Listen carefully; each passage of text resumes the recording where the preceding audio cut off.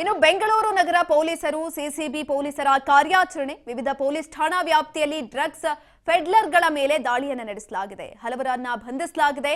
ಸುಮಾರು 21 ಕೋಟಿ ಮೌಲ್ಯದ ಡ್ರಗ್ಸ್ ಅನ್ನು ವಶಕ್ಕೆ ಪಡೆದುಕೊಳ್ಳಲಾಗಿದೆ.